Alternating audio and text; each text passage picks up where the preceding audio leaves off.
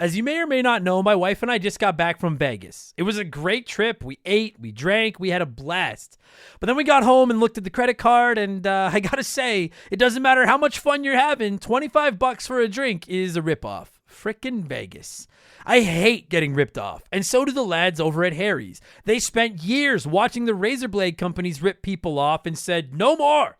Not all heroes wear capes, my friends, and they want to prove that they're legit by offering you hot dogs a $13 trial set for just $3 at harrys.com/RTG. I've been telling you about them for months, and I'm genuinely proud to have Harry's as a sponsor of this show. I wasn't kidding. The plastic, futuristic-looking crap razors you get at the store are overpriced and they're poor quality. Harry's blades are crisp, clean, and classy. They're the kind of razor you'd expect your grandpa to have on his bathroom counter. And most importantly, they work. Shave after shave, they're so smooth, they're precise. I used to go through the crappy store blades all the time, but Harry's are built to last. And they're not just better quality than the other names, they're more affordable. And they deliver. Just set your schedule, and for as little as $2, new blades, shaving creams, lotions, everything you need, right to your door when you need it. I genuinely cannot think of a reason not to try Harry's.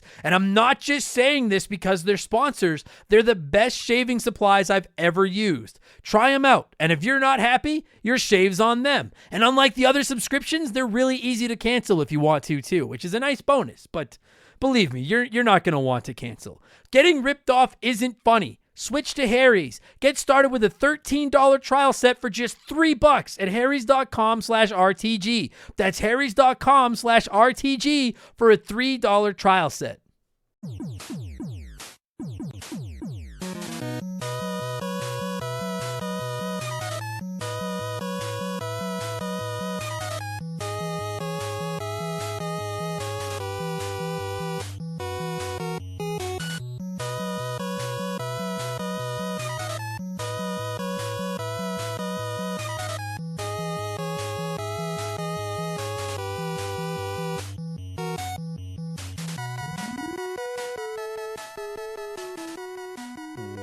What's up, everybody? Welcome back to Remember the Game. It is my retro gaming podcast where every week a buddy of mine and I sit down and we geek out about the games we played back in the day. My name is Adam Blank. Thank you so much for listening to the show. Happy New Year. And this week I'm rolling solo. Certainly not because I couldn't find a guest to cover this particular game.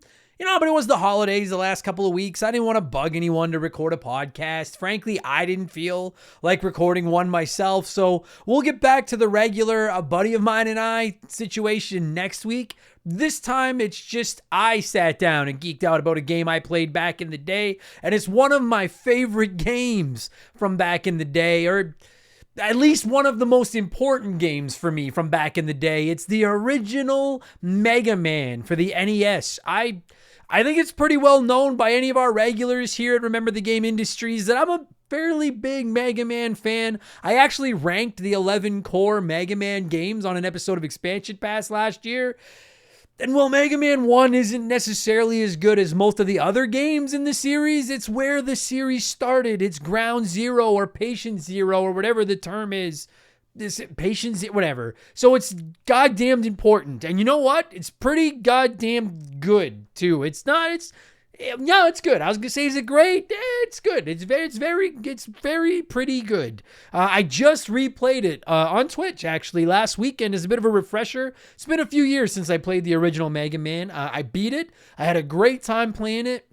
I'm pretty pumped to talk about it this week. And I know we just covered Mega Man 5 from the Game Boy a few weeks ago here on Remember the Game as well. So this will probably be the final Mega Man episode, at least for a couple of months. Certainly not, ever, but for the next couple of months at least. I could just talk Mega Man every week on this show for quite some time. And I'm almost willing to guarantee that every game from Mega Man 1 through 10 will get an episode of Remember the Game eventually. And we'll get there in just a minute, because speaking of getting to the episode eventually, it's time for yet another edition of the Remember the Game infamous intro. That was a good one. Good segue there. I like that. If you're new to the podcast, welcome aboard. Consider this your warning. Our intros are kind of long, but they're not boring. It's like it's video game chat and shit. It's fun. Our intros are like Christmas Eve before Christmas Day. Some would actually say that Christmas Eve is better than the big day itself. I actually kind of feel that way, but either way, give it a chance. Just give it a chance. Speaking of the holidays, I hope you had a happy and safe one. You, your loved ones, your family, your enemies, whatever. I hope you ate some food, played some video games. Thank you to everyone that sent me pictures of the Remember the Game merchandise that they got for Christmas. That was a fucking trip, dude. That was so cool to see somebody actually getting shit that like I played a part in making for Christmas. That was fucking so dope. So thank you for all the pictures. I hope you all had a great holiday. And if you are interested in our merchandise, you can see it all at rememberthegamepodcast.com. We've got hoodies, t-shirts, coffee mugs, tank tops, posters, all rocking badass art drawn by my man Joe. You can check out Joe's work at 4545creative.com. And we've got some ideas in the works for some brand new designs coming later this year that I think are fucking mwah. So again, rememberthegamepodcast.com is a great way to check out the merchandise. And of course, if you don't like clothes, you can always support us on Patreon. And listen, I know it's a sales pitch, but just listen. Shut up. Just listen to me. I'm proud to announce that for 2022, my girlfriend and I are launching a new program called Remember the Children. The last 2 years that we've done our 24-hour charity stream in December to raise money for the Stollery Children's Hospital here in Edmonton, we donated a portion of our Patreon in December to the cause. This year, we're actually pledging to donate 5% of our Patreon for the entire year to the cause, in addition to making a lump sum donation in December. So if you support us on Patreon at any point this year for any amount this year, 5% of it is going to be donated to my 24-hour stream this upcoming December. So remember the children, get a ton of value at the same time. Oh, and quickly before I do my Patreon plug, the prize draws are live for everyone that donated at least $20 to our stream this past December, which, by the way, we raised over $10,000 for the Stollery. So that was fucking sick. So if you don't want to know, you can see the video with the prize draws at youtube.com/rememberthegame. If you don't want to know, skip ahead 15 seconds if you haven't seen the video yet. Congratulations to Joe Buck, who won some Remember the Game merchandise. Congratulations to Mercury869, who won a video game of his choice. I'll buy it for him, send it his way, and he can have a new game to play. And congratulations to Kelly Roberts, our grand prize winner, who won a chance to pick a game to be covered here on Remember the Game and to be my guest should they choose to be. I haven't talked to any of the winners as of recording this, so congratulations to all three of you. Now, back to the Patreon plug. Again, 5% of it's going to get donated to charity. And listen, you get a ton of fucking value. I'm proud of the amount of value that we offer on our Patreon. For only $2 a month, you get 2 additional podcasts every fucking week. You get exclusive access to both my gaming discussion show, Expansion Pass, every Thursday, and my gaming news show, Game Patch, every Friday, along with instant access to almost 200 bonus podcasts that are all just sitting there in the archives. On Game Patch every Friday, we look at all the biggest news in gaming. I add in my opinions as a profanity and stuff. And on Expansion Pass every Thursday, it's a different show each week. I do game rankings, character rankings. We look back on franchises and consoles. We do hypothetical episodes. We do comedy episodes. There's game reviews. This past week on Expansion Pass, we talked about games we wish we could play for the first time again. If you could, Men in Black flashy thing yourself and just forget everything about one specific video game, which one would it be? It was a really fun episode, and as is becoming tradition during the intro, here is a sneak peek of last week's Expansion Pass games we want to play for the first time again.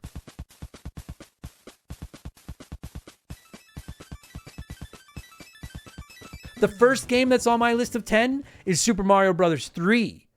That's the one that I wish if I could, and I won't lie to you, there's another Mario game on this list as well, but Super Mario Bros. 3 was one of the first games I thought of where I was like, God, I wish I could experience this game for the first time again.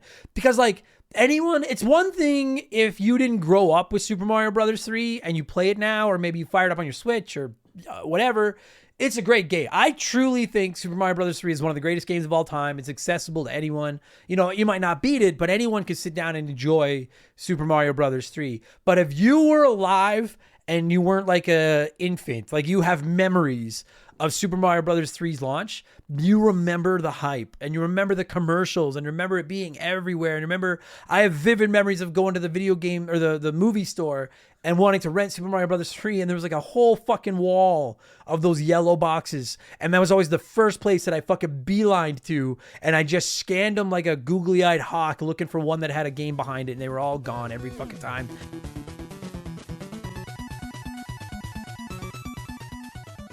So that was last week's episode, and for this week, it's the first expansion pass of 2022, so we're going to cliche the fuck out of it, and we're going to lay down our gaming predictions for the upcoming year. I'll swing for the fences on mine, I'll read some of yours. We'll probably all be wrong. It should be a lot of fun. So again, $2 gets you instant access to all those podcasts, plus new ones, plus access to our Remember the Game Discord, which has almost 400 fucking members in it now. You get a chance to vote in our Patreon poll at the beginning of every month, which is actually running as we speak. The ability to submit comments for all of our podcasts. You get to DM with me, and you get a shout out and get to hear me mispronounce your name on the show like I'm about to do to most of these people. A huge thank you to all of our newest Patreons: Ben Simmons, Shawsome1, Sean, Junkyard God, Two Bros Winning, Growlywog, Rob R, John Ismirlian, I'm sorry, John, Triforce, Tony, The Fallen Magi, David Barney, Wooly Bully, Cedric, Bear Dad 2020, Jonathan Everidge, Adrian Mad Dog Counting, Brad Beardsley, Spazernaut, Mateo, Dabs All Day, Waylander 841, Beaver Boy, Daryl Harris, Woo, Guy 8286, and Josh Kelly. Thank you all so much. Welcome to Remember the Game Industries, patreon.com/Remember the Game. Thank you all so much. And you can find me on Twitch. One of my resolutions for this year is to be more active over on that shithead. I shouldn't call it that. Well, they kind of are. It's Amazon. They're kind of shitheads. But either way, you can find me on Twitch if you're interested. Go to twitch.tv and look for Member the Game, not Remember the Game. Member the Game. I get on there whenever I can and hang out, and it's fun, and we blah, blah, blah, blah, blah. That's enough blowing myself. Let's blow some of you by blowing in the cartridges. It is our opening segment here on the show. I read a few comments and questions from our Patreons, usually gaming related, but not always. And we call this segment Blowing in the Cartridge. He blows all right. He blows big time. That's it, honey. Get into the spirit. Let's blow. Our first blower of the year is Andrew Wright, who wrote in on Patreon and said, over the weekend, I took Adam's recommendation and watched the 6-part Xbox documentary called Power On, which is available on YouTube. The entire story of Xbox is pretty incredible, and this documentary does an amazing job telling it. If you haven't checked it out yet, do it. Yeah, you're goddamn right, Andrew. All of you listening to this should do it. If you haven't already, done it. Dude, I've been pumping its tires for a couple of weeks, and it's not X-Boy fanboyism or anything, or Xbox fanboyism or anything. Frankly, they're really hard on themselves. They talk about how hard it was to get Bill Gates to approve it to begin with. They talk about how the original Xbox wouldn't turn on when they debuted it. They talk about the Red Ring of Death and the over $1 billion it fucking cost them to fix it. Really, really well done fucking documentary. And the fact that it's completely free is awesome. So I'm telling you guys, all of you, every single one of you listening to this right now, if you're into gaming history, if you just enjoy those types of things, go to YouTube and look for Power On. It is a 6-part documentary, I think it's commercial free. I don't remember, but it was fucking almost commercial free if it wasn't commercial free. Really, I enjoyed the fuck out of it. It was really, really fucking well done. Dude, them talking about they talk about going to Nintendo and trying to buy them. They talk about trying to partner with Sega. They talk about how the PS2 fucking fed them their lunch, and then how they fucked up with the launch of the Xbox One and how everybody hated it. It was really, really fucking well done. So I'm glad you liked it, Andrew, and I recommend it to everybody. Pressing X wrote in on Patreon and said, Happy New Year, folks. Here's a gaming thought. I was wondering, does anyone else experience this? I love games, and I've done so since I can remember, but every damn time I'm playing through a game, I get some sort of anxiety, meaning that I have to try to finish the game as quickly as possible, almost like I have a set deadline to finishing the game. Sometimes to gauge how close I am to the end, I will look up YouTube walkthroughs and see how far or how long I have left to go. Even if I'm liking the game, I'm always rushing through it like I'm later or something. Please tell me I'm not the only one that has this experience. No, pressing X, you are not. I experience it all the time myself. It's become a little bit more common with me as Remember the Game has grown because I have to play more games, for all the different podcasts that I do now. So I do, like, if I get into a game and it's fucking really long, I'm like, holy shit, like, how much longer is this going to be? Or the other time is when I'm playing a game. I like to finish my games. I won't force myself to finish a game that I hate, but I try to finish as many games as I can.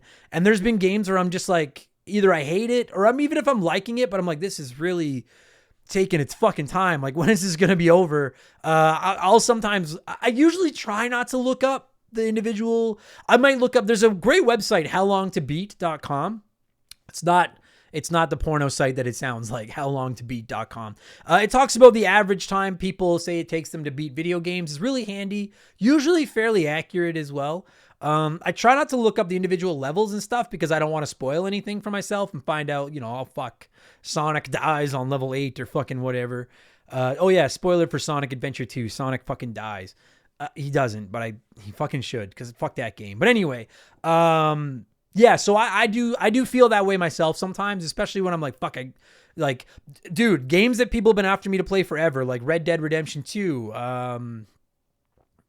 now I'm tons of fucking RPGs, really long games. Part of the reason I shy away from them is just because they're so fucking long. And I'm like, dude, I got to get to another game. I got to get moving. I got to get to something else. So no, you're not alone in this at all, Pressing X. If anything, even if nobody else listening to this can relate to you, I'm on Team X. I get you, man. I feel the exact same way, and it fucking sucks. I get it. I understand that. So just next time you feel that way, just take a breath and just be like, dude, I got no deadlines. I'll take my fucking sweet time with this. Just treat a video game like a nice glass of wine and just fucking savor it, or whatever it is you do with a glass of wine. Sip it or swirl it around in your mouth, whatever. That goes back to that How Long to Beat website. It doesn't matter. Okay. Thank you for writing in, Pressing X. Beaver Boy. I like that handle. Wrote in on Patreon and said, I recently stumbled upon Remember the Game on Spotify, and I've really enjoyed binging through so many great past episodes. I spent the holidays on a snowmobiling trip listening to the show through my helmet. Any other fun hobbies you have when you're not playing games or creating content? You seem like a pretty busy dude. Thanks for all you do, and have a happy new year. Happy new year to you as well, Beaver Boy. Dude, snowmobiling fucking sounds awesome. I actually was talking about that. There's my voice crack for the episode. I was actually talking about that on the Rambling Idiot this week, one of our Patreon exclusive podcasts. One of my New Year's resolutions is to get a little bit deeper into a couple hobbies that aren't gaming, because I love video games. I really sincerely do. And like, I thought I was a little nervous that when I started doing so much podcast and so much content creation with video games, that maybe it would kind of take away some of the fun of the hobby, but it hasn't, at least not yet. So, but that said, I do worry about burning out on games once in a while. So I was like, I need to come up with some hobbies that aren't video games just to keep myself busy. So I like to, obviously I do stand-up comedy, and that takes a lot of my time. But then I like to read, and I'm going to read more this year. I do like to read a lot though. And I really enjoy Lego. I build Lego. It's a lot of, I kind of rediscovered that hobby in the last year or two. It's fucking awesome. I like poker, although I don't play as much as I used to because of the casinos and everything with COVID and stuff. And then I chess. I don't know if I even talk about that on here that often. I've been talking about it a little bit more lately. I'm a big chess fan. I'm not very good, but I'm a pretty big chess fan. I got a new chessboard for Christmas that you can play kind of against the computer while you're playing on it and shit like that. And yeah, that's another thing that I do just to keep myself busy and try to. And then I like to ride my bike when it's nice outside. I like to play with my dog and stuff like that. But yeah, there you go. Those are my big hobbies. Those are the things that I'm into. That's not gaming. A lot of my time is spent gaming. I won't lie to you. Thanks for writing in, Beaver Boy. Happy New Year. GC Freak 898 wrote in and said, Adam, do you chain up your tires driving up there on those roads during the winter? No, I don't. I just have winter tires. It's just pretty common in Canada. I think every province but Alberta, most provinces in Alberta or in Canada, you have to have winter tires in the winter. I don't think you do here in Alberta, but you should. And if you've never driven on winter tires and you live in a place where there's icy roads, check yourself and get some winter tires, because they are fucking game changers. They're the best. And speaking of Canada, Stephen Parnell wrote in and said, what's your favorite thing about living in Canada? And if you had the chance to move to another country, would you, and where to, if you would? To answer your second question, if I could move to another country, it would be Japan. And I'd think long and hard on it. If you came to me and said, yo, there's a great opportunity, you want to go to Japan? I wouldn't just say no. I really adore that. I really, really adore Japan. And frankly, I like some places in the US a lot too, but I like our healthcare here. It's expensive. I don't know what it's like in Japan. I'd have to look into that. But Canada, that's one of my favorite things about living in Canada is that if I get sick, I can go to the doctor. And it's just like, yeah, there's not a bill. Just fucking make me better. I like almost everything about Canada. Our money's useless around the rest of the world. That kind of sucks.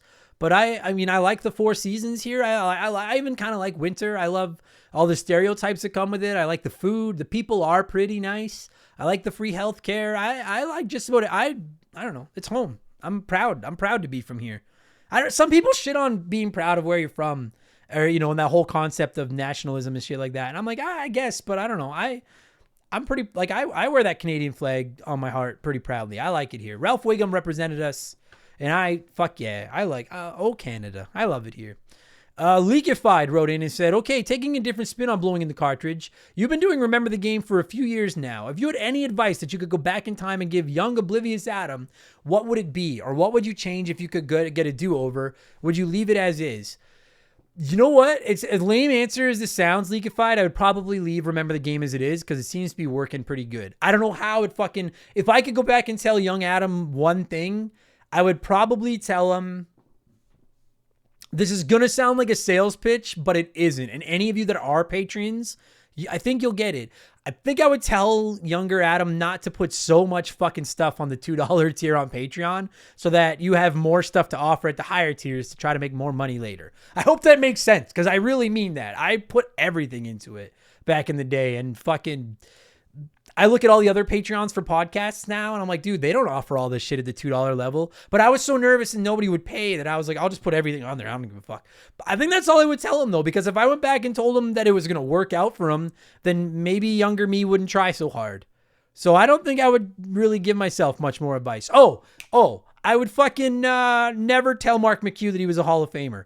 In the first place. I would just tell Mark he's never getting into the Hall of Fame and then just let everything play out as it is and eventually he would understand fucking why Mario's missing. A couple more here. We'll move. I'm trying to squeeze a couple more in now because we're getting so many comments now. Tom Calvert wrote in and said, hey, hope I'm not too late with this, but I had a question for you, Adam, and for the viewers too. Those with a PlayStation 5, are your controllers working okay? My R2 trigger has completely died recently. I read online that it's a common fault with the springs and the triggers dying. Kind of puts a downer on what, in my opinion, is the best controller of all time. I don't disagree with you about it being the best controller of all time. I can't decide if I think it is, but it's on the short list. It's top 3 without question. And yeah, I don't know. I can't speak to the rest of the community, but my PS5 controller is working great. I know some people have been complaining about drift in the analog sticks on it as well. But for what it's worth, I haven't had any problems. I haven't really put mine through the paces. I love my PS5, but I don't play it very much. I only play it when a new PlayStation exclusive comes out. I play most of my games on Xbox or my Switch. So maybe mine doesn't have the hours logged in it to cause a problem. But no, sorry to say that, Tom. I haven't had any problems. See if you can get a warranty, man. I think PlayStation was offering warranty on their controllers. Fucking yell at them. Fucking don't yell at me. Fucking yell at them. Good luck, Tom. And finally, before we move on, it's letter time. It's letter time. And Dan S. wrote in on Patreon and said, hey, Adam, hope all is great. It's good. It's great. Great's a lot. It's good. Dan says, in your episode on gaming grievances, you touched on the portrayal of women in games. Growing up in the 90s, I saw it all, from Tomb Raider to Duke Nukem 3D. To be honest, I loved it at the time. However, as a father now, I find it hard to allow my kids to play these types of games that I love. Anime is outlawed, except for Pokemon and Transformers. The struggle for Cybertron is important. Looking back on my childhood, I had no parental oversight. What are your thoughts on the way women are portrayed in gaming? So... yeah, kind of the same thing. Like, I grew up in the 80s and the 90s, and I was a teenager when Tomb Raider came out and all that kind of stuff. And like, listen, I'm not going to sit here and pretend that I don't like attractive women. All right. I'm a heterosexual male who I would be lying. I'll never lie. That's the one thing. I might fuck up words, say something stupid. My voice cracks all the time. I'm not going to sit here and bullshit. I'm not opposed to attractive women in my video games. Having said that, I don't really understand the need for gaming, and I do think it's gotten better. I don't understand why they have to wear nothing. Like, that's my big problem is like, dude, what were we playing on the 24-hour stream? Was it Golden Axe? Where one of the characters was like the female warrior and she's basically in like a string bikini and it's like, this isn't armor. And we all know that type of shit happens all the time. I mean, it's tough because like sex sells. Whether we like it or not, sex sells. And I do think that, some games kind of sexualize the male characters as well. Clearly nowhere near to the extent that females are sexualized. I don't have a problem with you making a female character attractive. Look at Lara Croft in the modern Tomb Raider trilogy. Like she's fucking hot. She looks great, but she's wearing like full clothes and it's like good. Like she doesn't have to run around in a fucking bikini. It looks fine just like this. So I get what you're saying. Like I don't feel like I'm the right person to speak on this. I don't have kids. It means I don't have daughters. I don't even have sisters or anything. It's just fucking straight up sausage fest in my life. The closest I have is my girlfriend, and she doesn't give a fuck about video games. But I do have nieces, and I do, I have friends with daughters and stuff like that. And I do think that there's been a little bit of a movement, a little bit. I can't speak to anime either because I don't really watch anime.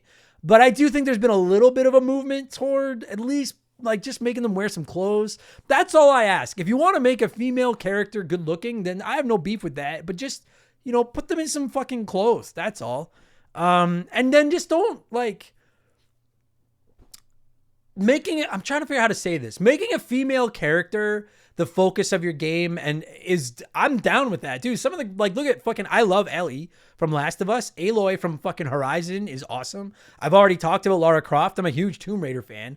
But it's like, and I'm not saying all these games do this because I don't think Last of Us focuses on trying to make Ellie look sexy or anything at all. But like, if you want to make them attractive and you think that's an added point to your game, fuck, I have no beef with that. Fucking go nuts. Why not? But like, I don't feel like that's make the character cool. Make me like the character, whether it's a male or a female. Then if you want to make the character attractive, that's even better. Like, cool. Why not? But like, don't make the primary selling point of the character that they're good looking. Make the primary selling point of the character that they're an interesting character.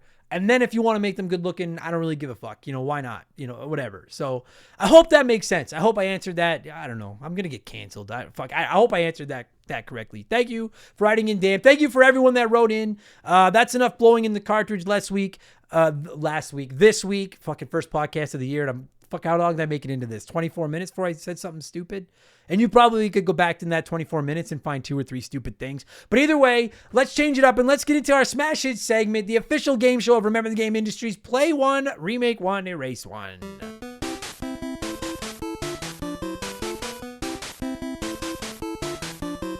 And a huge thank you to Classic Concentration from the NES for unknowingly providing us with the theme music for the show. The rules are simple. Every week, I give our listeners 3 retro video games. They can play one as it was released, they can remake one as a modern game, and the third one is erased from time forever. And as always, there are no wrong answers, but there is a right one. I'll tell you what it is in just a minute. And I figured since we're talking Mega Man this week, which is among Capcom's best work, I will go with 3 more Capcom NES games. We're going with Ghosts and Goblins, Little Nemo the Dream Master, and Bionic Commando. Now, Little Nemo is the only one that I've played of the 3. I haven't played much of it, so I really wasn't sure this week. I was like, are these going to be close? Is one of these games substantially better than the rest? Turned out I nailed it. They were very close. The winner was play Ghosts and Goblins, remake Little Nemo, and erase Bionic Commando, but it only had 26% of the vote. Last place had 12%. There's 6 options, so it was nice and tight, just like me.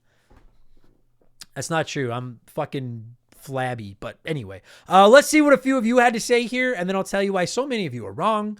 And check it out. To kick off Play One, Remake One, Erase One this week, we got our first Double Seeker probation of the year. Tyler wrote it on Patreon and said, first time voter, and I'm going to fucking break all the rules. Put me on probation. I don't care. Remake Ghosts and Goblins, and who cares about the rest? Actually, I never played the other 2. I just want a Ghosts and Goblins remake. So Tyler, you're on double secret probation, and it was completely unnecessary, you fucking asshole. You said you'd remake a game. All you had to do was play one of the other 2 and erase one of the other 2. It would have taken you less time than to type out, actually, I never played the other 2. I just want a G&G remake. Less words would have said play Bionic Commando, erase fucking Little Nemo, and you never would have ended up on double secret probation. But now you're on it, and guess what? You never get off my fucking list. Plus, your name is Tyler, and I've had bad experiences with fucking Tylers. So you're on like triple double seeker fucking probation. You fucking... All of you fucking people every week that write in and break the rules just because you think it's funny to be put on double secret probation, you won't think it's fucking funny when Major League Baseball comes and gets you and takes you away. I wasn't supposed to tell you that part, but it's fucking coming.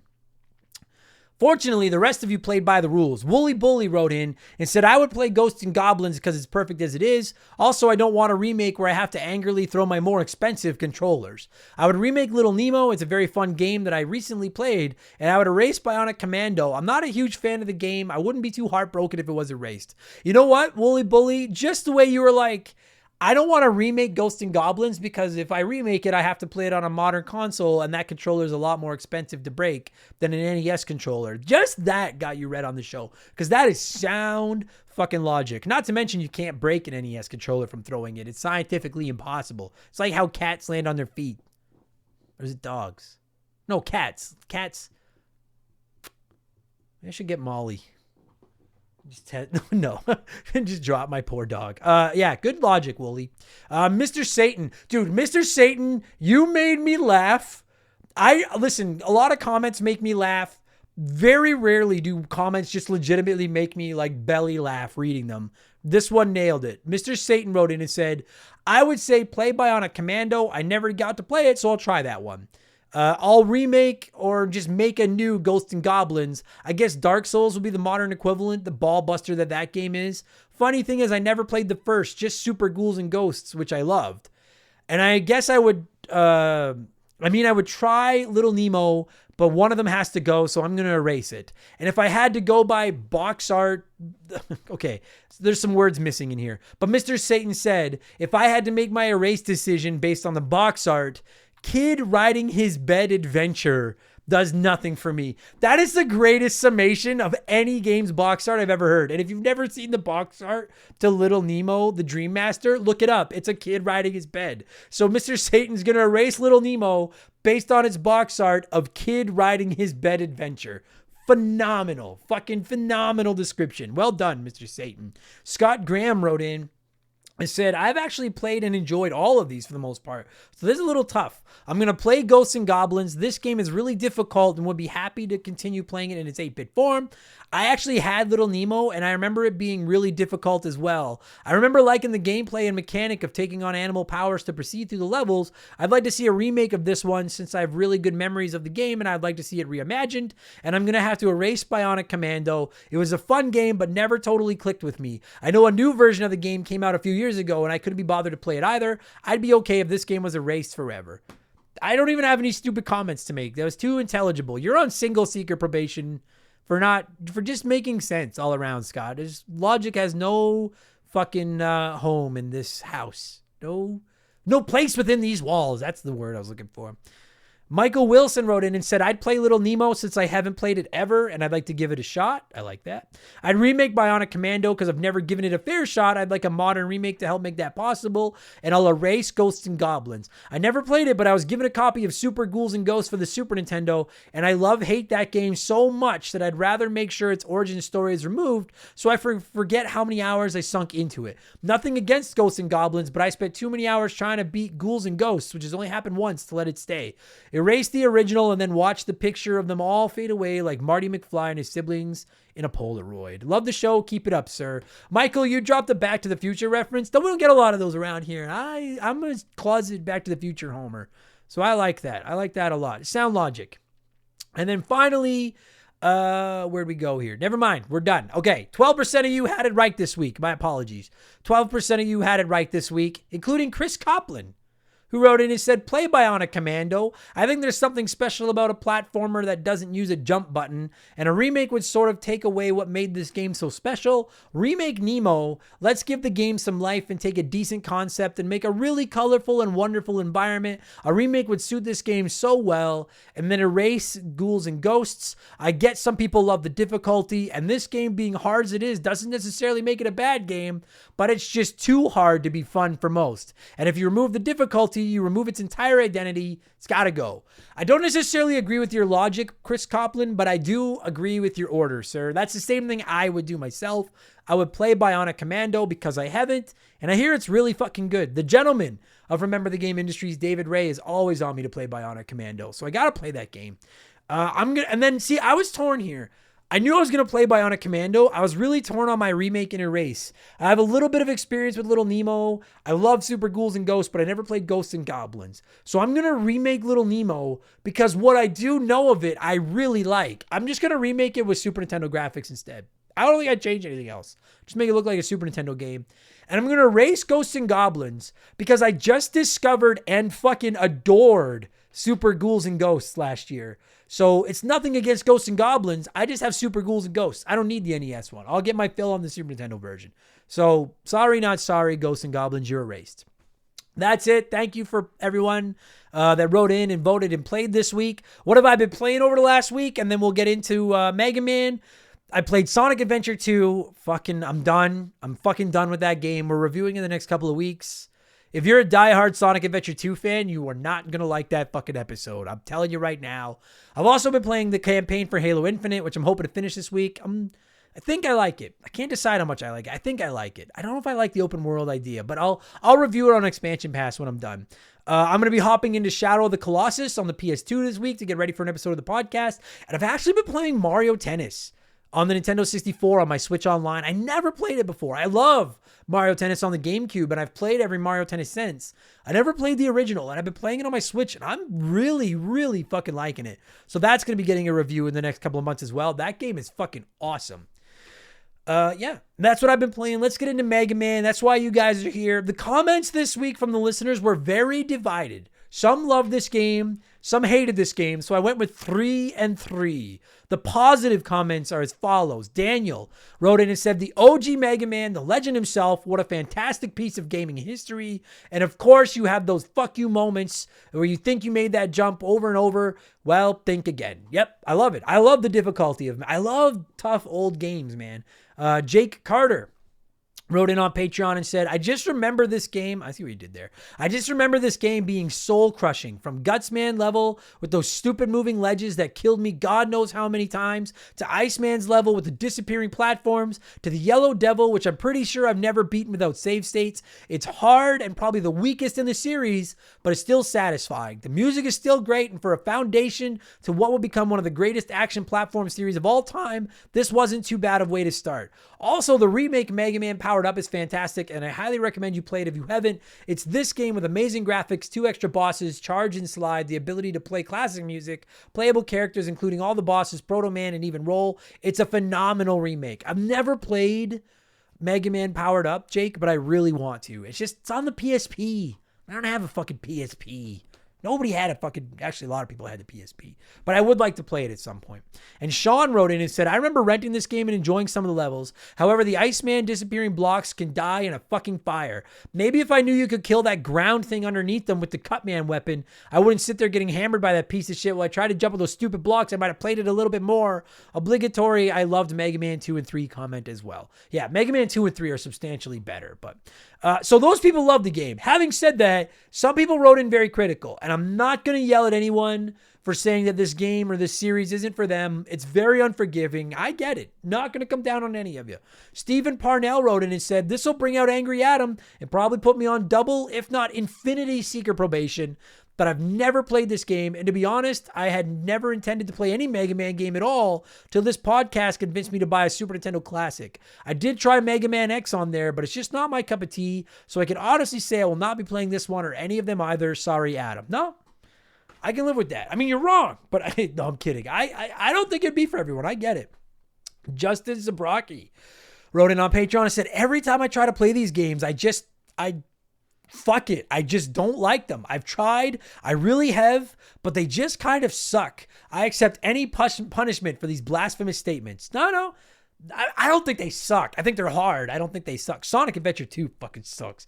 But Echo the Dolphin fucking sucks. But no, they're not for everyone. I get it. It's like whiskey. I love whiskey. Not everybody likes whiskey. Meat on the Bone wrote in and said, Adam, I know you love these games, so on your recommendation, I tried out Mega Man X. I hate this game. The fact that I can only shoot forward, not up or down, the fact that enemies respawn as soon as the screen moves, the 2 or 3 tries I get at a boss before I have to replay those painful levels over again. Nope, no thanks. I'm out. Fair enough. And the thing is, I think most Mega Man purists would agree Mega Man X might be the easiest of all the Mega Man games. It's either that or Mega Man 2. So if you don't like it, you're not gonna like the rest, I promise. But I love it. I like the passion. I even can live with, I'm not gonna yell at anyone. But I am gonna explain to you why I love this game so much right now. I'm gonna cue up some Mega Man tunes. God, fuck, the music in Mega Man is so good. And when they stop, I'm gonna tell you why I love Mega Man, which originally released on the NES worldwide on December 17th, 1987. Enjoy the podcast, everybody. Let's go.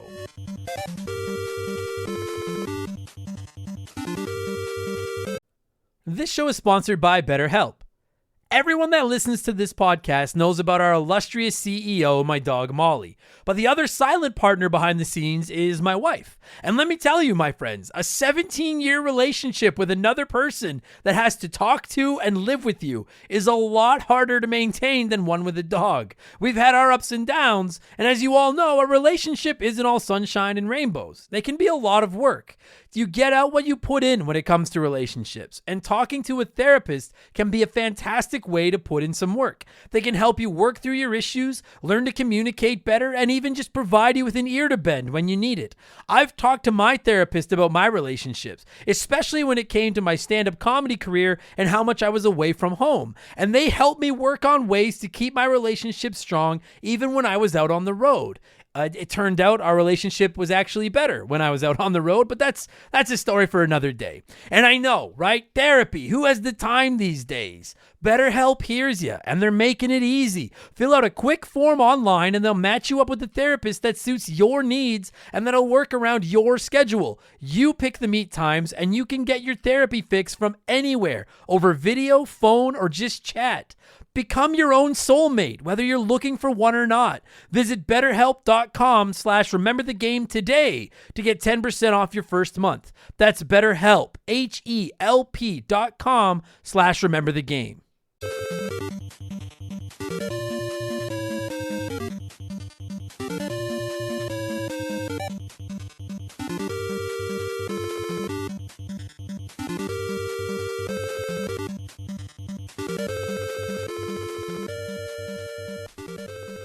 Okay, let's talk Mega Man. As you've probably surmised from the intro, the title, maybe some of the other podcasts you've listened to, maybe just because I've got a hard-on for this little blue robot, I'm a bit of a Mega Man fan. So this is going to be a pretty easy episode for me because I could sit here and just talk Mega Man. I literally, I don't know if there's enough, here's your one, I don't know if there's enough meat on the bone to just launch a Mega Man podcast, but I probably could spend a lot of fucking time talking about this guy and this series. And the thing is there's a half a dozen Mega Man series now. There's the Mega Man games, there's the Mega Man X games, there's Mega Man Battle Network, there's Mega Man Zero, there's Mega Man Legends. He's everywhere.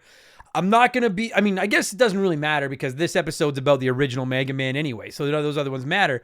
For what it's worth, when I sit here and talk about how I'm a Mega Man fan and I love the guy and everything, the only Mega Man games I've actually played are the original 11, like the whole main franchise, the 11 Mega Man games, and then I've played Mega Man X 1 through 3, and then I played the RPG.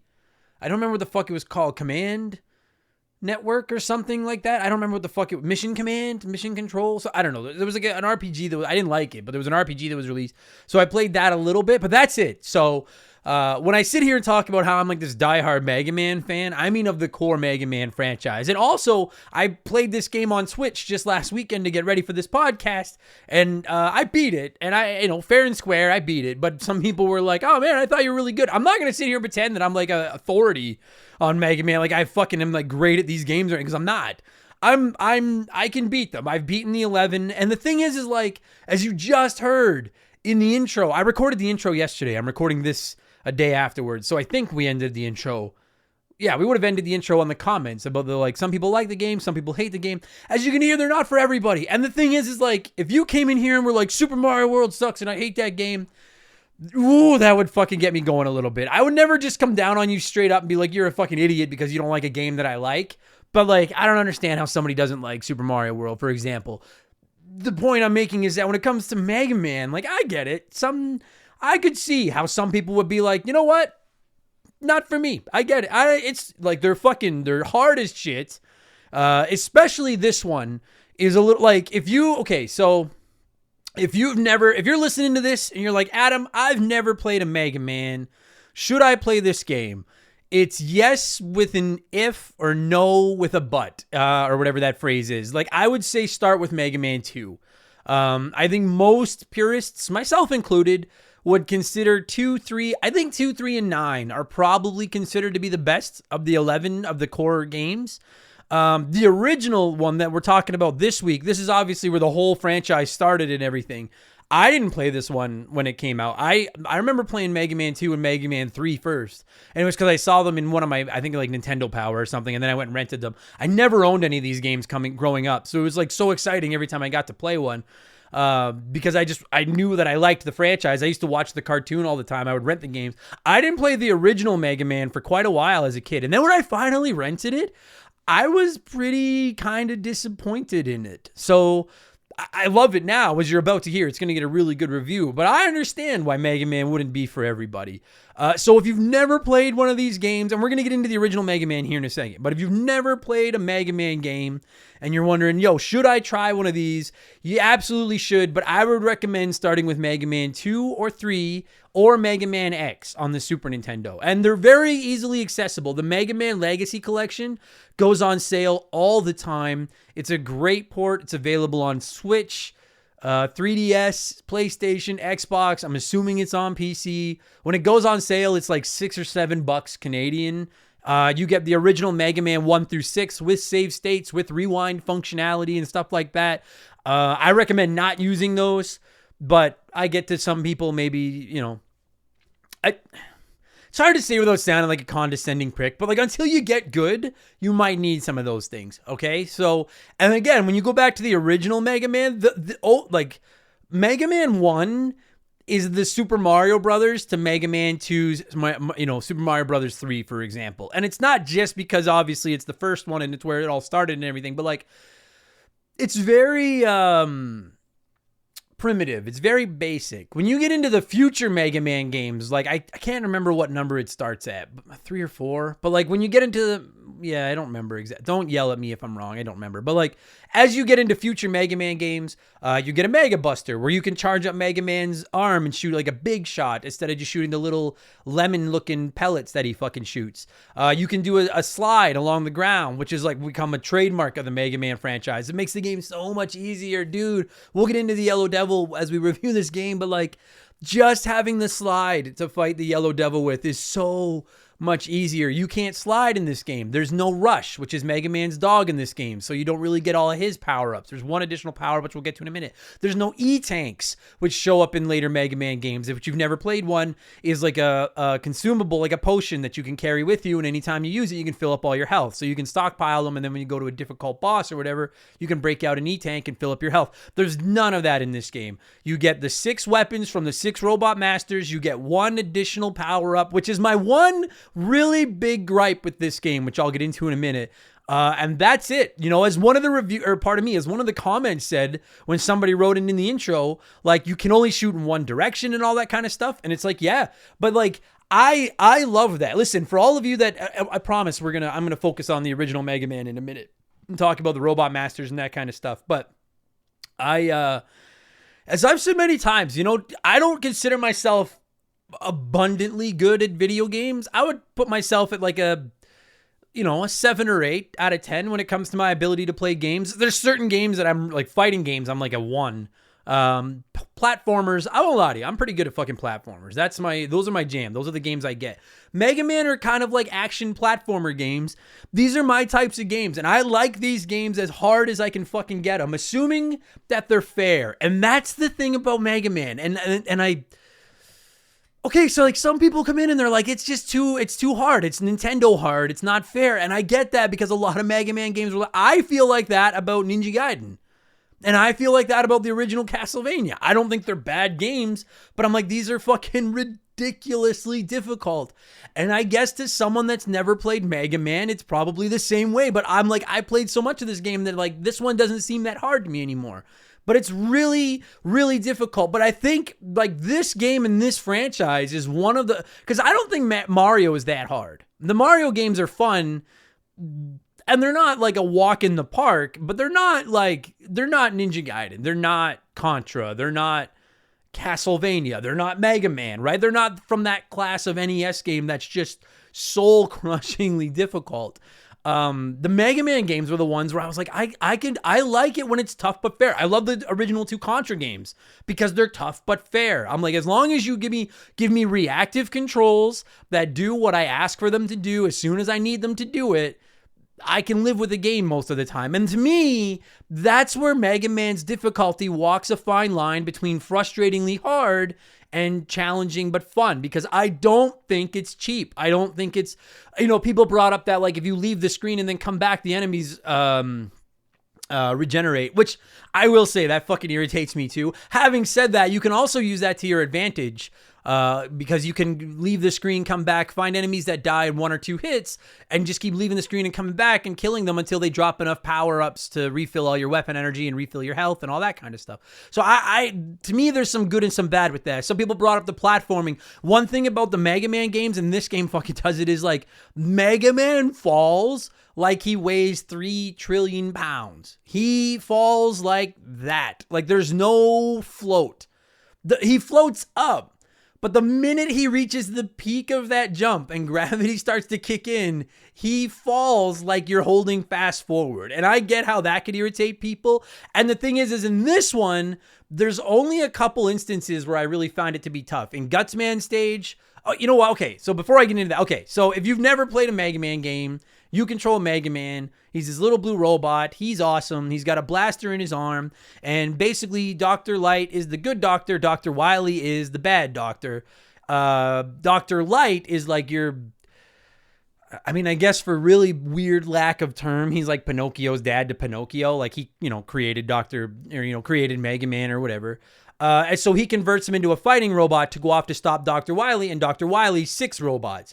And in every other Mega Man game, there's 8 robots for you to fight. In the original Mega Man, there's 6. And they're all based around like one mechanic. There's an Electric Man who's got electricity, obviously, Fireman, Iceman, Bomb Man, Cuts Man, and then Guts Man. And Guts Man is like the really big, strong guy. He's the only one, like his power isn't guts. He's just really powerful. They should have called him like Steroid Man, but either way. And what you do is you go off to fight these 6 robots. And to me, what's always been the 2 ingredients in the secret sauce of Mega Man games, in my opinion, are number 1, you can play the levels in whatever order you want. And number 2, whenever you kill a robot master, whenever you defeat one of the bosses, you get their weapon. And now you can, and so like by the end of the game, like if you fight 8 robot masters, you have 8 different weapons you can use in addition to your regular Mega Blaster. In this case, you have 6 weapons that you can use. And to me, like the big, so when you first fire up a Mega Man game, it can be excruciatingly difficult because usually there's 1 or 2 bosses that are your best bet. They're the easiest bosses in the game. That's your best bet to go to fight out of the gate, because to start the game, all you have is your little, piddly lemon shooting Mega Buster.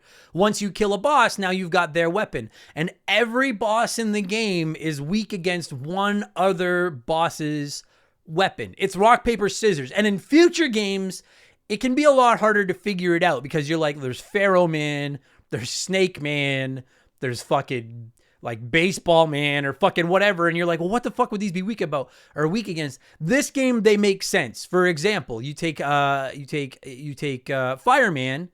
and his weapon is strong against Bomb Man because the fire would just, blow up the bomb. Bomb Man, I don't know if I'm spoiling anything, but just as a heads up, Bomb Man's weapon is strong against Guts Man because Guts Man is a construction robot that's about moving giant rocks. Bombs blow up the rocks. And so for the most part, you can look at the overworld, look at the 6 robot masters and figure, the key to beating a Mega Man game is to beat one boss.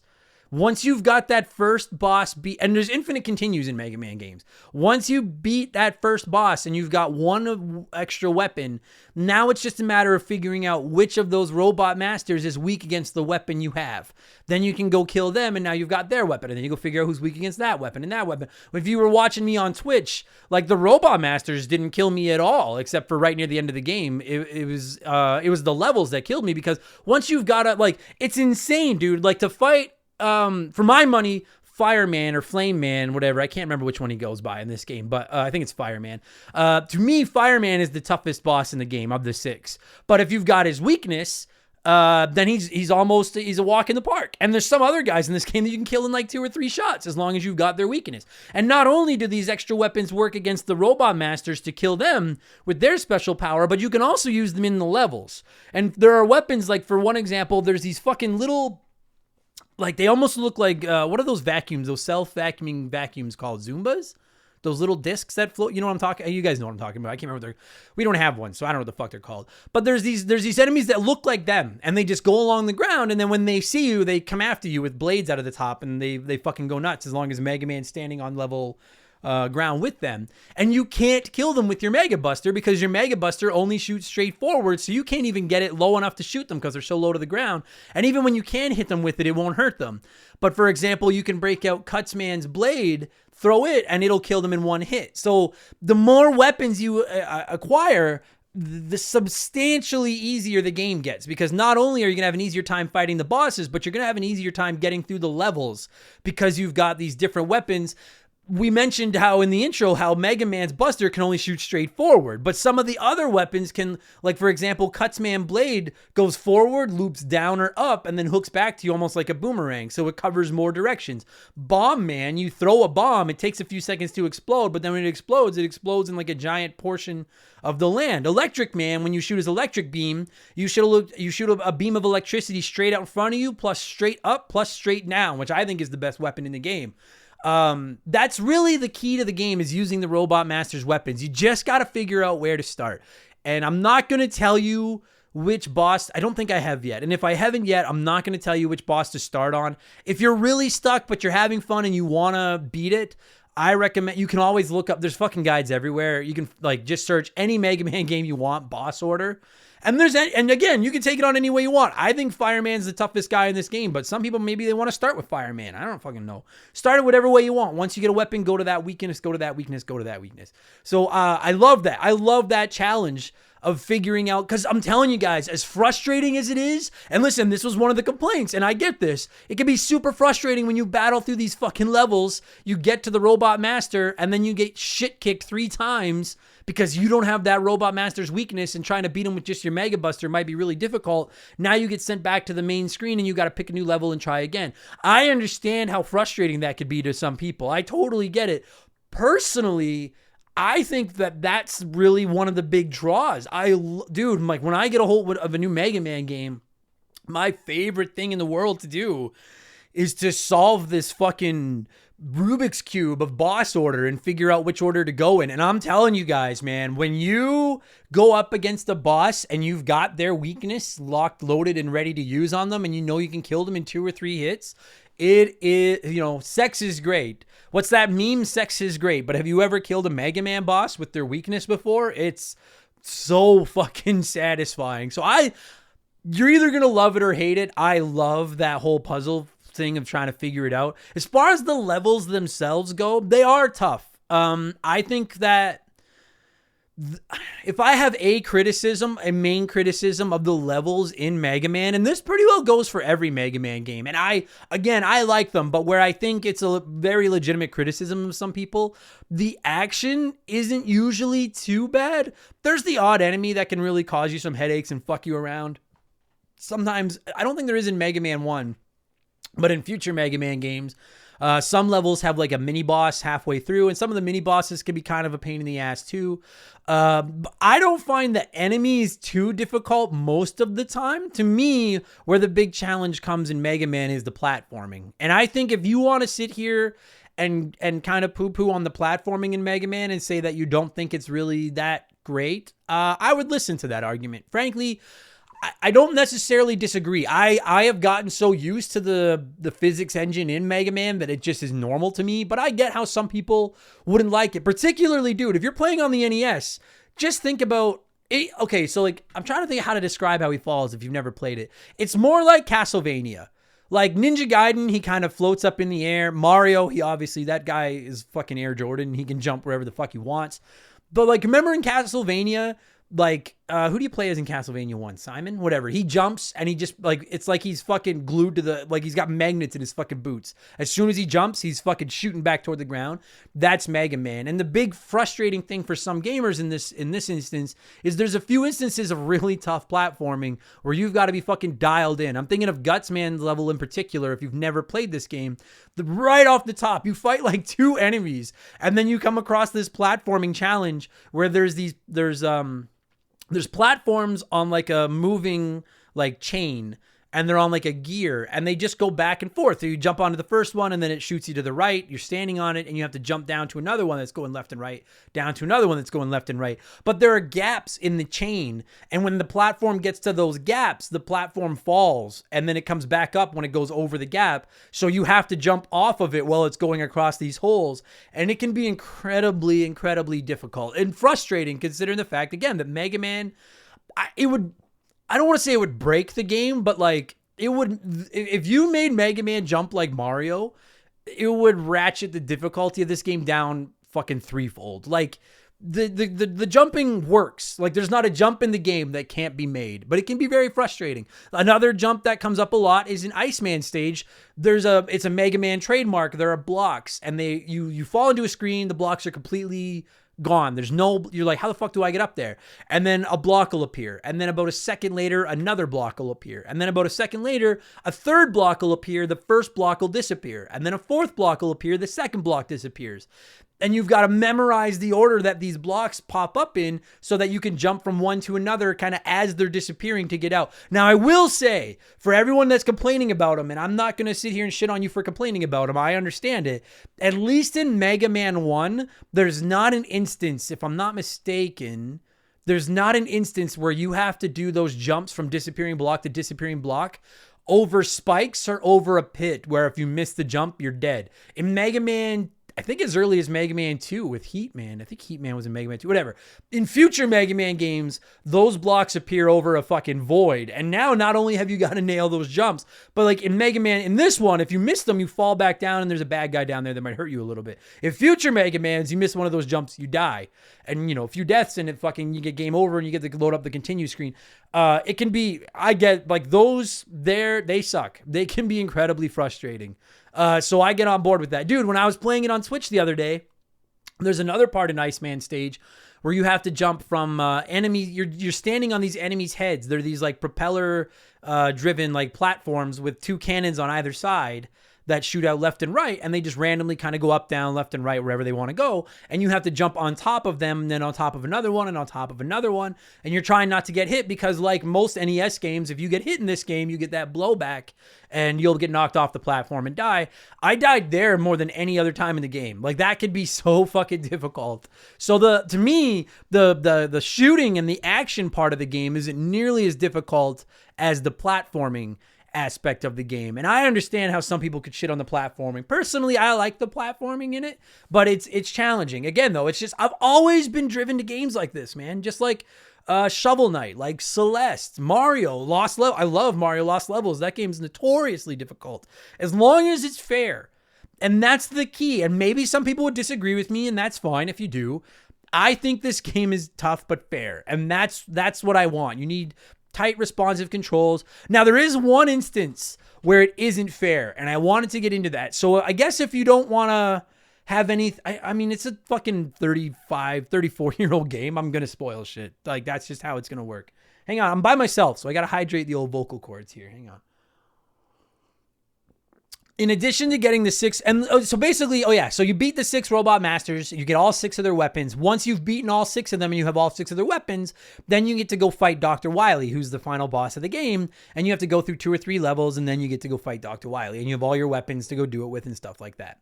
But in addition to beating the 6 Robot Masters and getting their 6 weapons, there's one special, I don't know what it's called. I can't remember what the name of it is in this game, but there's like one special gear in this game. I think it's called the Magnet Beam is what it's called because it starts with an M. And it's in one stage, and it's not hard to see. You can't miss it. Like like there's no alternate paths in this game. In future Mega Man games, there are some levels where you can go one way or another way. If I'm not mistaken, if there's an alternate path in this game, I don't know of it. You're basically, this game's going to tell you where you're fucking going, and you're going where you're supposed to go, and that's it. But in addition to getting the 6 weapons, there's this magnet beam, this 7th ability. And you come across it in one level, and it kind of looks like just a key. And you can see it clear as day. And if you've played a video game ever before, you can tell it's something you have to get. It's no different than like an exploding wall in Zelda. It's so blatantly obvious. This thing is sitting there, and you're like, I don't know what the fuck that is. But clearly it's something. It's not just background. It's sitting there.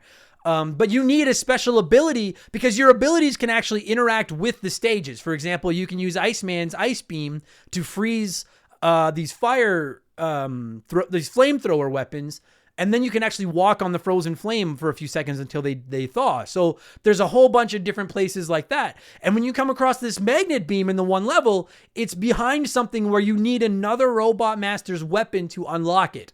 Now, if you play the game in the order that I played it on Twitch daily, which I think most people would consider to be you know what? I'll just tell you guys. I don't fucking care.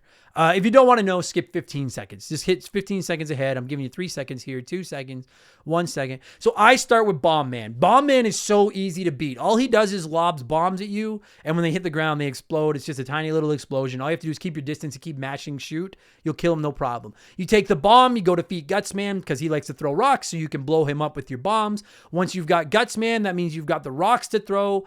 Then you take those to, oh God, I'm panicking now. I think you take that to Cutman. And then when you go in to fight, or is it Electric Man? No, I think it's Cutman. Yeah, you go in to fight Cutman, and then there's a whole bunch of rocks sitting there that you can't just pick up any rock you want with. See, Gutsman's weapon is the one kind of shitty weapon in the game because you can, and almost every Mega Man game's got like one weapon that interacts with certain parts of the environment. Unless there's these particular blocks laying around that you can throw.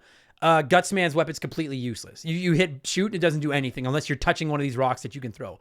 But yeah, so once you use the bomb on Gutsman, you use Gutsman's weapon to pick up the rocks that happen to be sitting in Cutman's lair, and you can defeat Cutman quickly because rocks would dull a blade. Then you take Cutman's weapon and go fight Electric Man because you can cut the electric wires with the blades. You take Electric Man's electric beam, and you go fight Iceman because the electricity will melt the ice. And then you take the ice beam and you go fight Fireman because the ice will put out the fire as it melts. So it's rock, paper, scissors. The future games aren't nearly as easy to figure out that way, in my opinion, as this one is. But if you go in that order, you will have the item that you need to get this magnet beam when you get to that level, with the only level that it's in. But the thing is if you don't have this weapon when you get there, or you maybe just don't notice it somehow, you can run by, you can defeat the 6 Robot Masters, go to Dr. Wily's stage, get halfway through the final stage in the game, and then find out you're completely fucked because the magnet beam is a 7th weapon, and it's not a weapon. What it is you shoot out, like you'll temporarily create a platform that you can jump on. And you hit a couple instances in Dr. Wily's stage where it's impossible to progress unless you can create platforms to jump on to climb up to the ladder. And if I've got one major criticism of the original Mega Man, I think it was a horrible decision. I think that when you try to click Dr. Wily's stage to go to the end level, because once you click Dr. Wily and go into his stage, there's no going back to the main menu. You're in Dr. Wily's stage. And it's infinite continues, but there's no passwords. There's no save files. Like when you turn the NES off, it's fucking done. And I think when you try to click Dr. Wily's stage, if you don't have the magnet beam, Dr. Light, your fucking weird surrogate father or whatever, should pop up and be like, hey, I don't think you've got everything yet. Because you can't beat the game without this magnet beam, but you can go into the end game without it. And so if I've got one major criticism, that is it. That drives me fucking insane. The other thing to keep in mind, and this is kind of a piece of advice, because maybe I'll convince a couple of you to try Mega Man by listening to this podcast. Use your Robot Master weapons. I've talked about this before. I am fucking notorious in video games for not using the powers that I have. When I'm playing RPGs, I never use my best items, my elixirs and shit like that, because I'm like, well, I might need them later on. And then I end up making the game 10 times harder on myself than it fucking had to be. And then when I do finally beat the game, I'm like, fuck, I had like 20 elixirs in there that I could have used that I didn't. And it's the same thing in Mega Man. For a long time, I refused to use my boss weapons because they all have a limited amount of energy. In addition to Mega Man's health, all of your special weapons have a separate energy bar, the exact same size as your health bar that goes on the side. And every time you shoot or use that Robot Master's weapon, you burn some of the energy from it. And when it's out of energy, you can't use it anymore until you pick up items to refill your weapon energy. So I'm always gun shy to use my Robot Master weapons when I'm going through levels because I'm like, well, fuck, I really want to use like my electric beam here. It would make the life easier, but I don't know if the electric beam is the weapon I need to fight this Robot Master. And it fucking sucks because when you die, you don't get your energy back. You get your health back, but your weapon energy doesn't refill. So if, say you get to a Robot Master and that Robot Master is weak against electric beam, but you've used up all of your electric beam during the level. Now you basically have no choice but to fight him with something else or die, get game over, go back to the load or go back to the level select screen and go in again. When you get game overed and you continue, that's when you get your weapon energy back. And it can be really easy to fuck yourself that way. So like I'm usually hesitant to use my main, my boss weapons in the main levels, but I'm telling you, try to break that habit. Try to use them because they make the game so much easier, particularly Electric Man's beam. We were talking about off the top about how when Mega Man shoots, the little lemon pellets just go straight forward. You can't shoot up, down, or anything like that. The electric beam shoots straight up, straight down, and straight forward. And it doesn't use a lot of energy when you use it either. And it's to me, it's the most powerful weapon in the game. It's super fucking handy. So get into the habit of using those. Do not go to Dr. Wily's level without that fucking magnet beam because you won't be able to beat it. I do not fucking understand the logic behind that. I don't fucking get it at all. This game has scores, which I don't really understand. I mean, this is the only Mega Man game with scores. The scores mean absolutely nothing. Remember, though, this just be part of games. I remember, like, Mario had scores and shit like that. And, like, I don't know if you guys cared about those when you were kids. I never cared. Unless I was playing, like, a Pac-Man or something where, like, clearly the object of the game is getting a high score. I just never fucking cared about the scores in these games. So it's got that. Doesn't matter. I'm trying to think of what else there's to talk. I definitely want to. So the music and the graphics, we'll get it because I think we've talked about the controls. They're good. They're fair. The jumping is fucking tough. We've talked about how difficult the game is. We've talked about the mechanics of the game.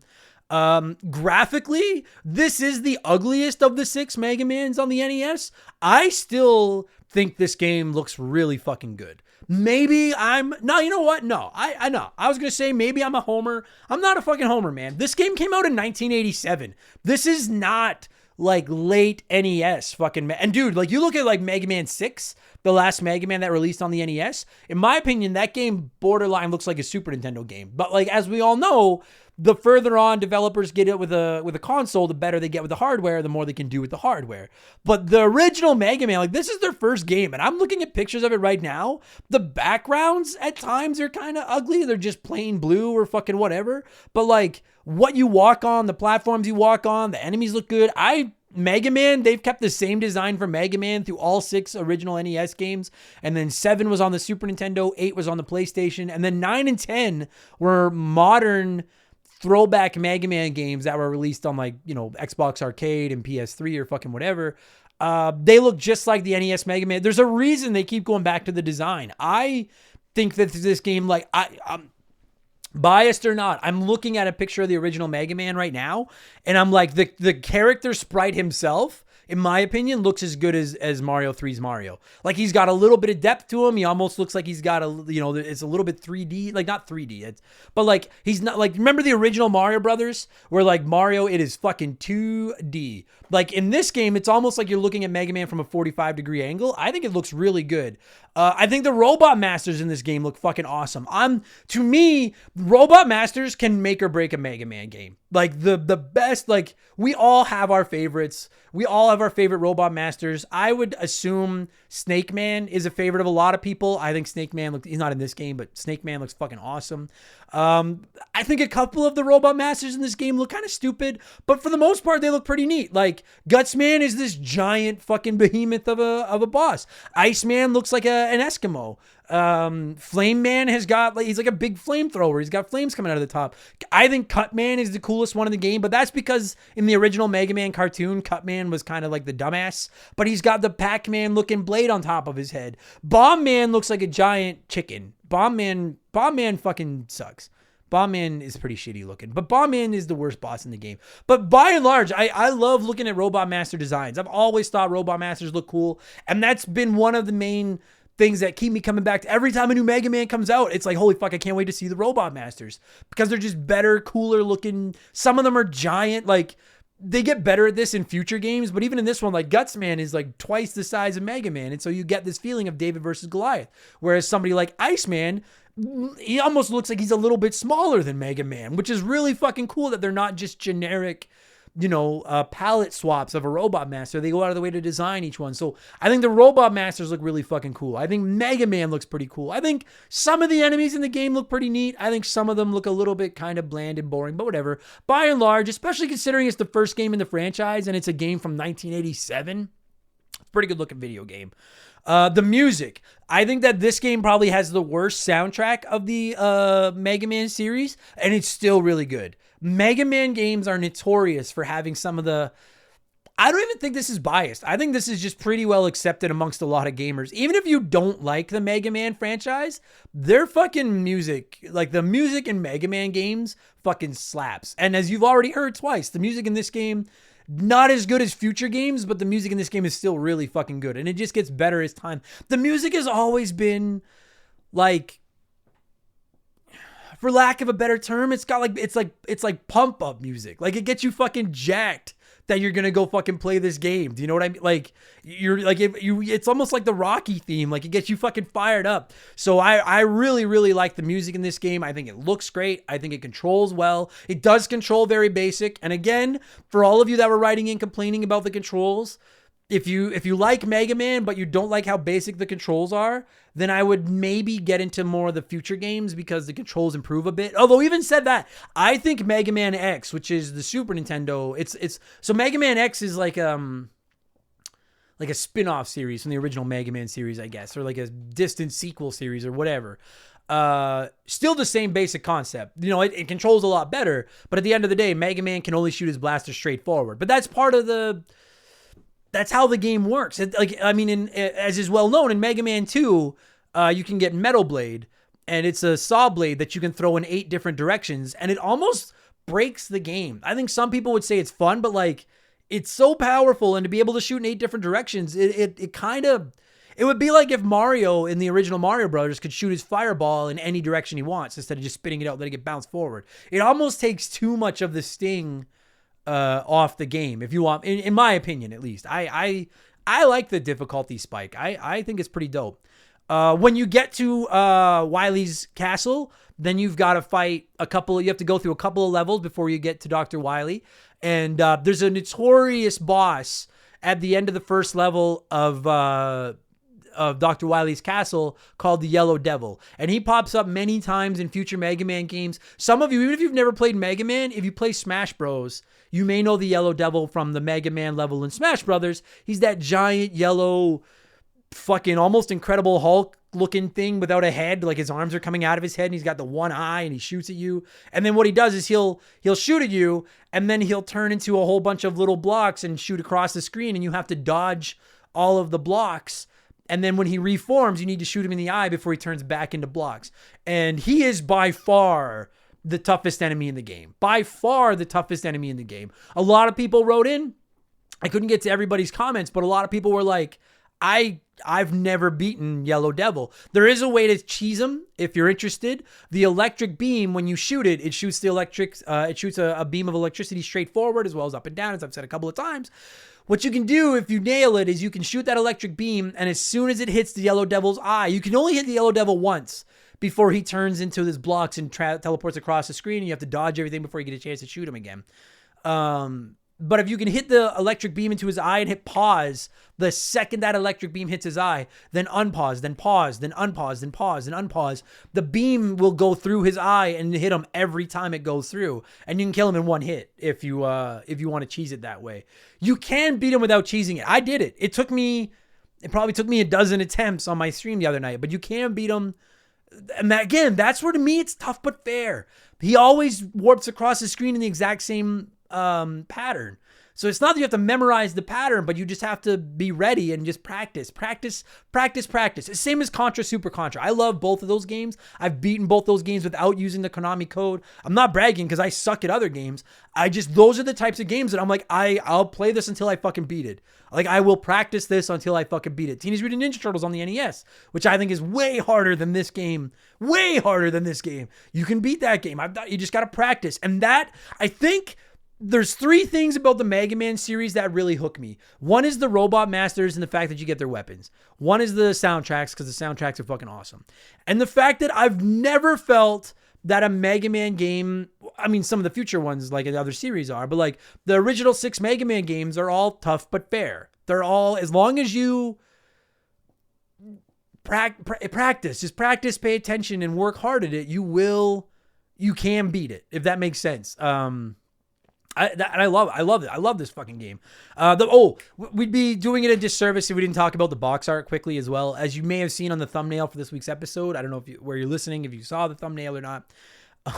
It's notorious that when they drew up the box art, the artist that they had to draw it in like fucking 5 hours or something like that. Had no real idea what it was. And when you look at the box art, Mega Man is like a regular looking dude in yellow and blue armor. And instead of having a blaster on his arm like he does in the video game, he's holding like a laser gun, like a pistol. And that's like his weapon. I love it. I love how shitty the box art is on this game. And I think Mega Man 2 I think it was Mega Man 3 was the first game where they got like Mega Man on the cover, like a cartoony giant head, big eyes Mega Man instead of fucking old school, this weird looking fucking Starship Trooper fucking looking guy holding a pistol. I love it. I fucking love it. I want a poster of it. I would love to get a poster of that box art and fucking hang it in my office. It's so good. But other than that, I don't know what else to say. We've literally covered the whole game. It is not a long game. You can beat it in about an hour once you know the order if you're getting good at it. It does take practice, but I'm on the Wikipedia page right now, and IGN has the game listed at number 30 on its top 100 NES games of all time. Nintendo Power ranked it at number 20 on its 100 best Nintendo games of all time. Number 61 in the top 200 all-time games ever.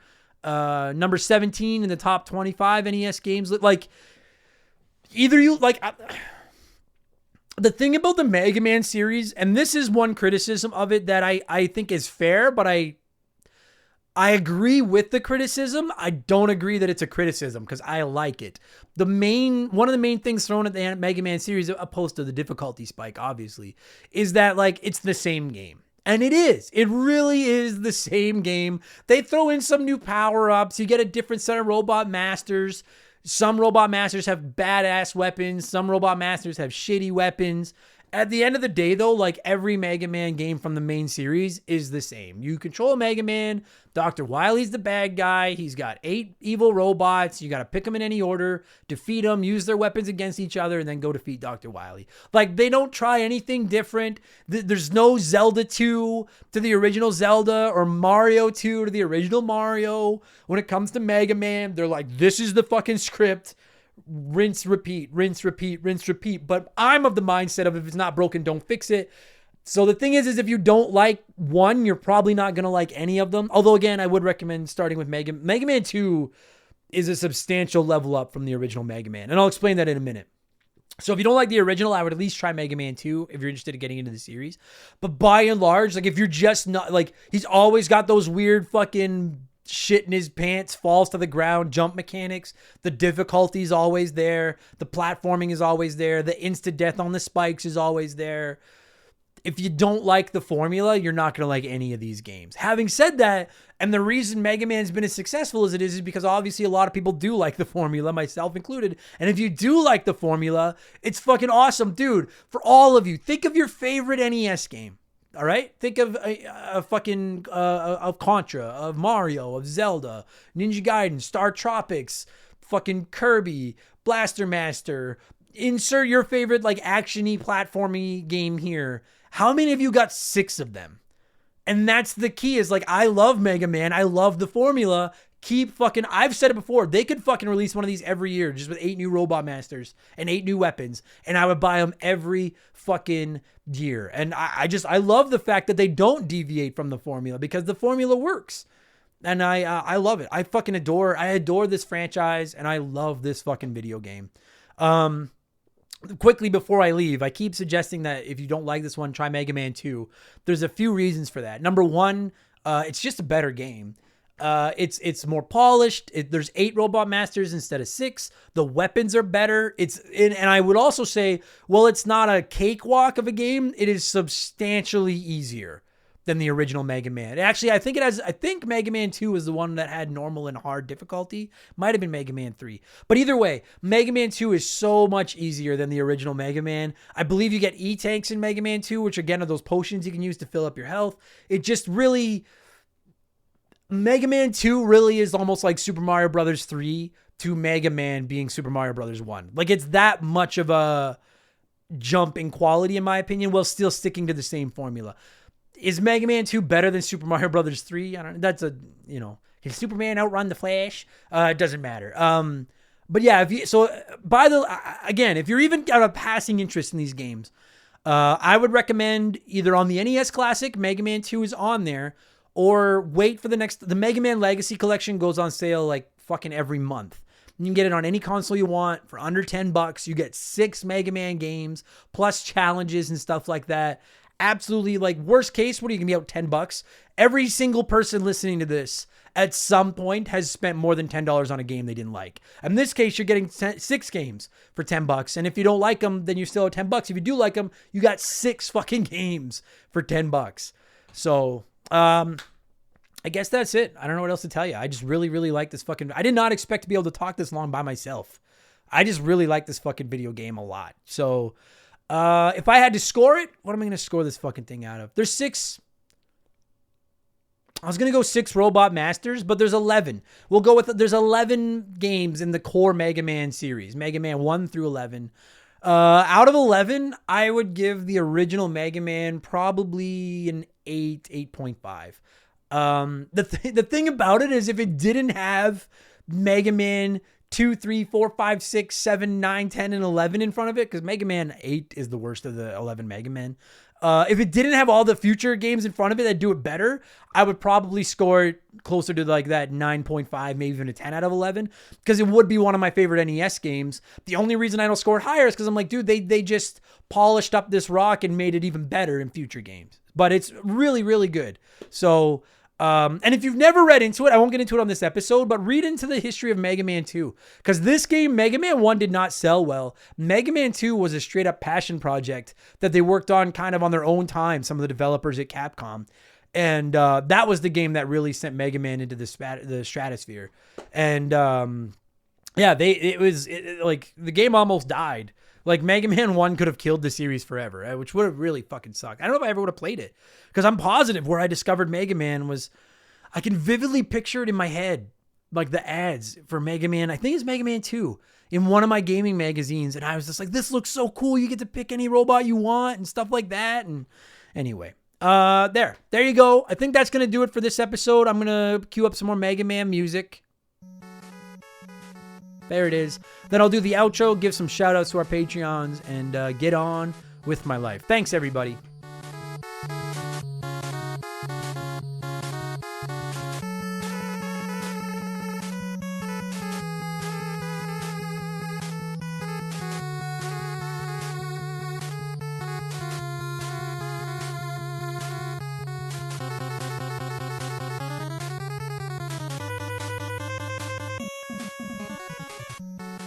And that's going to do it for this week's episode. Me.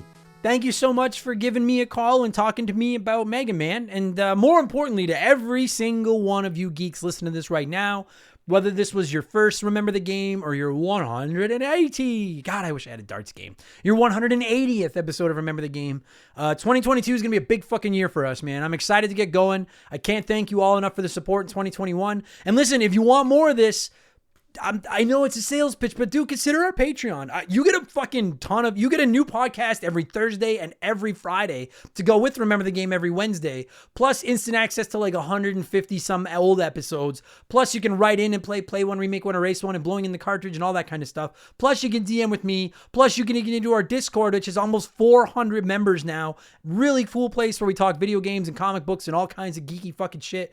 And don't forget, for the entire run of 2022, 5% of our entire Patreon is going to be donated to the Stoller Children's Hospital here in Edmonton. So you're doing something good for the kids at the same time. And it's only $2. Everybody has blown $2 on something at some point. Even me. I blow money all the time. But like, we've all done it. So why not blow it on me? Why not blow me? Just consider it. Patreon.com/Remember the Game. All right. Thank you guys all so much. I'll be back tomorrow for our Patreons, those aforementioned Patreons, with expansion pass number 94, 93 or 94. I think 94, where we will be making our 2022 gaming predictions. I'll be back on Friday with Game Patch, where we talk about all the biggest news in gaming over the last week. And I'll be back next week with a whole nother lineup of podcasts, because this is my life and this is all I fucking do now. So thanks. Oh yeah. Twitch.tv/Remember the Game. You can throw me a follow over there. It's completely free. I hop in there sometimes. I like talking to the chat. I try to get on there a couple of nights a week, and you can just come by and say hi, all right? There you go. That's going to do it for this week's episode. Thanks, everybody. I'm going to give some shout-outs and get out of here. Maybe go play some more Mega Man. So we'll talk to you all again soon. Cheers. Goodbye. Remember the Game is brought to you by our Patreons. I could not churn out all the content I produce every week without all of your support. The following people have supported us at the junior executive vice president level or higher at patreon.com/Remember the Game. And I want to thank them all personally by probably mispronouncing their names and stumbling through this like I do every week. So a huge thank you to Dave, Makeshift Mallow Money, Joe Buck, Sharonic, Andre, Stupid Monkey, Michael Mathis, Joshua Shenfield, Jeffrey Mathis, Keegan a Stupid Arrow Handle, James Clark, Dave McGee, DNA Gaming, Slick Rick, Doug Dorn, Charlie Madero, Scott B, Andrew Wright, Gary C, Kate Roberts, They Call Me Badger, Jordan, Fraser Burns, Lil Bunny Fufu 89, Angry Ticks, Dave Thompson, No One Cares, Brandon O'Brien, Wyman Brooks, Scott Brooks, Leon K, Stitch, Aaron Lawson, Matt McLean, Brian Ransom, Miles from BringBackRetro.com, Nathan Tremblay, A-Town, Andre SJ Flash, Tom Kite, Geek Life Radio, Morgan, Zane Donovan, Adam J, Ryan Kinchin, Mike Maloney, Christopher Russell, Very Cool Dude, Tim Rial, G9PSX, Tim L, David Schnatterer, Raging Demon, Poops Loomis, Dana Wucherall, That One Kid Nick, Mad Shibs, Mercury 869, Derek Jane, M Felf, K Fade 5150, TK Tonky Kong, Wolfgang, Darren, Seriously Ron P, Sam Wright, Andy Hudson, Mega Man 2OG, Good A, Dane, Chris Copland, GC Freak 898, Doogie, Matt McLean, Pizza Power, Too Loud for the Crowd, Trevor Seven Oaks, Ryan McCowan, Paul Zoe, Wolf Magic 21, Johnny CCDC, Joel LeBlanc, Carmichael Nicholas, Squints, Tense Sparkster, Omega 88, Nathaniel Shelley, Explode Processing, Chowdy Lottie, Dan Wagner, Candido, K-Cuz, Titan 420, Jose E. Marco, Oprah's Iron Fist, Adam Fair, Russell Ulrich, Chris Dory, Classic Crusade, Karth from KOTOR, Chance McCoy, Hammond Egger, Jeff Bergeron, Ian Watts, Joe Kirby, Captain N, Owen the Game, Furchuck, Game Nomad Misi, Daniel, Astro Alpaca, Stu Bergeric, Eden Awaits 1981, Tunable Power, Swanee, Tom Danks, John Woodruff, Inhuman Sumo, Chalupa Cabra, Rocker Dude, Mikey NL83, Just a Fish,